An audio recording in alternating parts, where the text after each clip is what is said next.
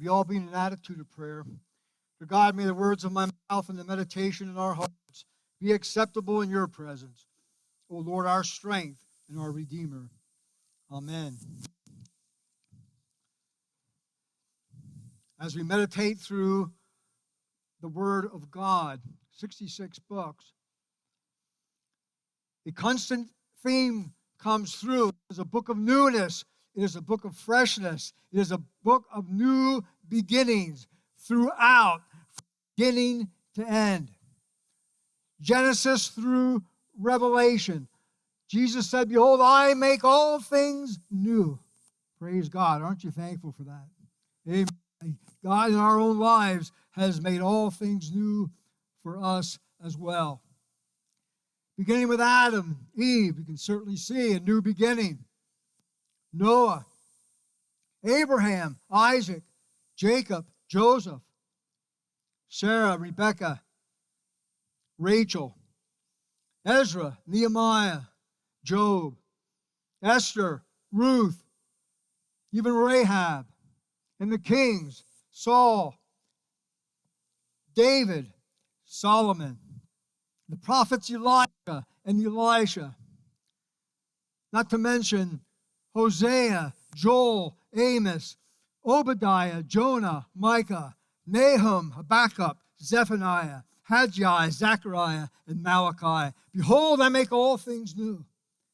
And in every one of the books of the Bible, we see newness coming front. Now, people didn't always take advantage of the fresh new spirit that God desired to breathe into them, but it was available. It was presented. There was a vision brought forth for newness and freshness, and we praise God for that. This is a new beginning for Jacob's church. The book of Deuteronomy, we see where God gave before the Israelites a challenge and a beautiful invitation for newness. It was kind of an if-then relationship that God presented to Israel. But he said, you have great potential. I love you. You are chosen people. You are the apple of my eye. I remember one time in Lebanon County, at the time when I was there, the church that was really on the move was known as Myerstown Grace Brethren Church. And all the other churches in the county kind of looked up to them. And when they dedicated their huge sanctuary, they had the Reverend Dr. Jerry Falwell there as their pastor to give forth the message. And used to say, so much here, so soon. That's how God works. And then he was speaking about Israel. And this is what he said. He said, you may not like Israel. You may not care for the Jews. But I'll tell you who does. He says, Almighty God. He said, they are the apple of his eye. And so I remember that coming from that sermon so over 40 years ago. New beginning for Jacob's church. Jacob's has a rich history. This is going to be very short, 262 years now, from 1761 to 2023. The first building across the street, if you look across the street, you'll see an empty lot. Some believe that's where the original, on the other side of Kings Highway, a log cabin church, 1761. Isn't that something to think? 1761. But God already was doing something new, okay? And so he moved us across the street. In 1807 to 1808, the second building on this foundation was laid. And then, but he was still doing new things. And you see, from 1862 to 63, the third church building on this foundation. That's the church, when architects came in and they said, that church is not stable. That church is going to fall down. And the Dutchman said, what do we do? Ach, wel nou, what do we do? Well, you have to raise it. You have to bring it down, okay? And so they did that. They went in and they took everything out of beauty, the pews, the stained glass, and they weakened all the joints and everything in the structure. They weakened it. And then they placed dynamite in the proper places, and they set the church off to raise it. And guess what? You know, it didn't fall. Yeah, it didn't fall. I don't know who the architect for the new church building was, but maybe trying to make a buck. Then they built this beautiful structure in 1925. The oldest Reformed pastor at Jacob's Church was John Zulick. From 1816 to 1875, 59 years he served here. So there you go, Stan. You have something to shoot for. There you go. All right. You're not going for gold. You're going for platinum, man. I'll tell you. All right. Okay. Yeah. Hey, Stan said he thought he was going to fall asleep on my sermon today. Well, he hasn't yet. All right. But he's threatening, though. He's blinking. He's blinking a little bit there. The second is the one that many of us knew, Reverend Clarence Ron, 1923 to 76. He was here 53 years. And many of you were under the ministry of Reverend Ron. And on the Reform side, I came in with a bronze medal with 33 years, 1988 to 2021.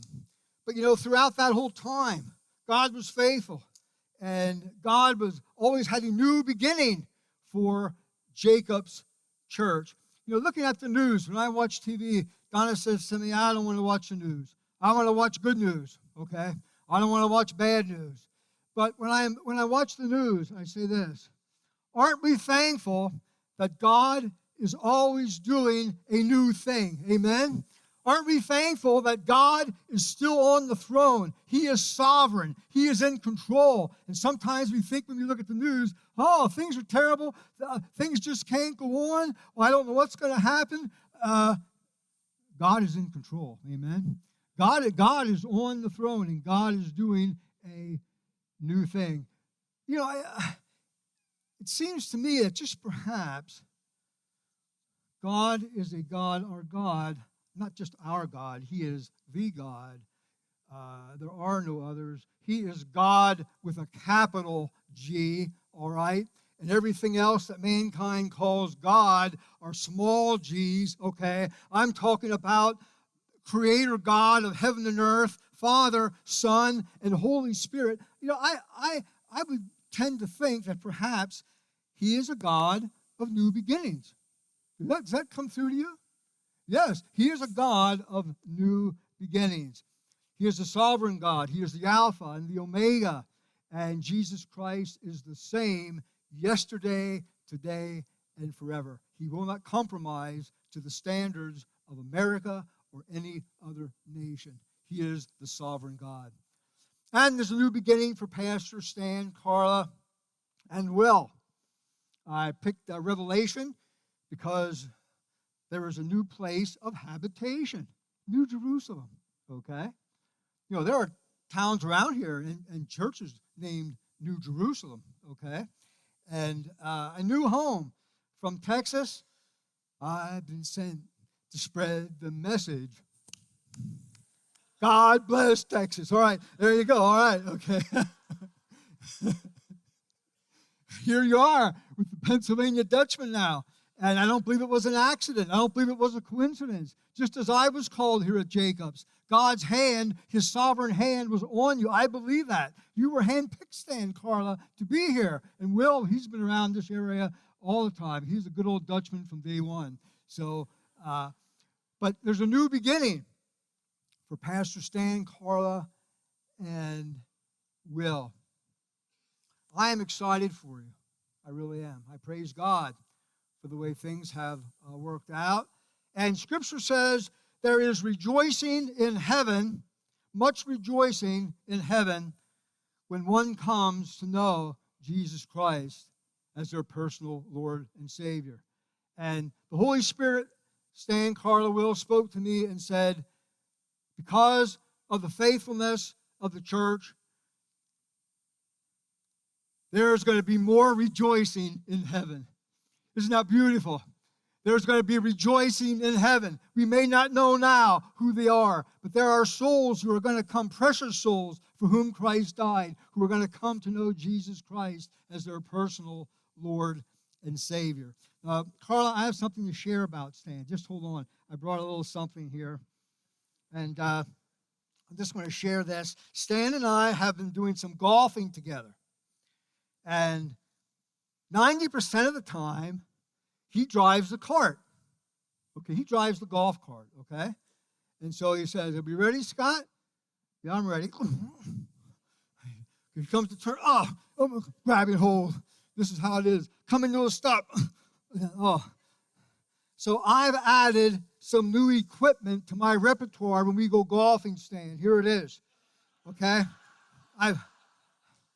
This is new for me now. I've never used this, but actually there's a story behind this. When I was 10 years old, I won this helmet in a pass, punt, and kick competition. And so that's old. That's 61 years old.